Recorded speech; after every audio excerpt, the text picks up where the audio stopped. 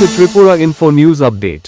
দ্রব্যমূল্য বৃদ্ধির প্রতিবাদে ধর্মনগরে সিপিআই এম এর বিক্ষোভ মিছিল অনুষ্ঠিত হয়। নিত্য প্রয়োজনীয় পণ্যের লাগাম ছাড়া মূল্যবৃদ্ধির বিরুদ্ধে প্রতিবাদ জানিয়ে মঙ্গলবার দুপুর 12টায় ধর্মনগরে এই মিছিলের আয়োজন করা হয় সিপিআই এম এর পক্ষ থেকে। ধর্মনগর মহকুমা দপ্তর থেকে মিছিলটি শুরু হয়।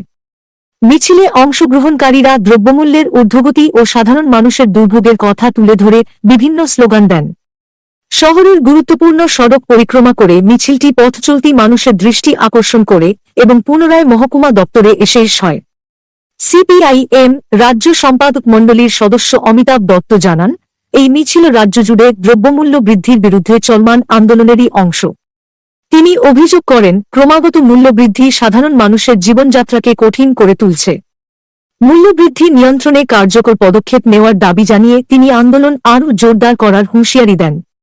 মিছিলে উপস্থিত ছিলেন সিপিআই এম রাজ্য সম্পাদক মণ্ডলীর সদস্য অমিতাভ দত্ত, জেলা সম্পাদক অভিজিৎ দে, মহকুমা সম্পাদক রতন রায় এবং ধর্মনগর শহর পূর্ব, পশ্চিম ও উত্তর অঞ্চলের কর্মী সমর্থক বৃন্দ।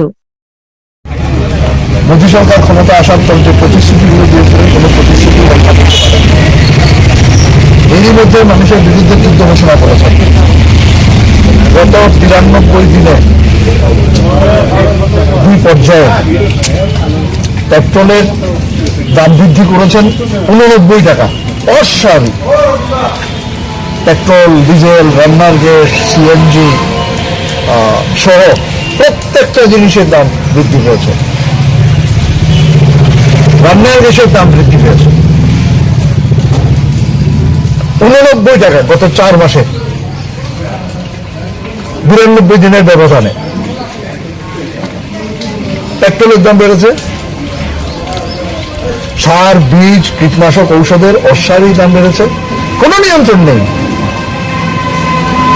তেল কোম্পানির মালিকদের স্বার্থ রক্ষিত হচ্ছে, প্রতি অর্থ বছরে তাদের হাজার হাজার কোটি টাকার মুনাফা হচ্ছে, আর গরিব মানুষের পেট কাটছে।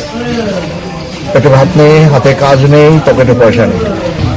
এই পরিস্থিতির মধ্যে দাঁড়িয়ে গোটা দেশের সাথে আমরা ধর্মনগরে সিপিএম ধর্মনগর মহকুমা কমিটির উদ্যোগে পেট্রোপণ্যের অস্বাভাবিক মূল্যবৃদ্ধির বিরুদ্ধে এবং যে নৈরাজ্যের শাসন চলছে, পশ্চিমবাংলায় যেভাবে হকারদের বিরুদ্ধে বুলডোজার সন্ত্রাস চালানো হচ্ছে, তার বিরুদ্ধে শিক্ষায় যে নৈরাজ্য সৃষ্টি হয়েছে, নিট কেলেঙ্কারি থেকে শুরু করে বিভিন্ন প্রবেশিকা পরীক্ষায় যে দুর্নীতি, এই দুর্নীতির বিরুদ্ধে গোটা দেশের আজকে ছাত্র যুবকরা যেভাবে রাস্তায় নেমেছে, তার প্রতি সংহতি জানিয়ে কেন্দ্রীয় শিক্ষামন্ত্রী পদত্যাগের দাবিতে আজকে আমরা ধর্মনগর শহরে বিক্ষোভ কর্মসূচি উদযাপন করব।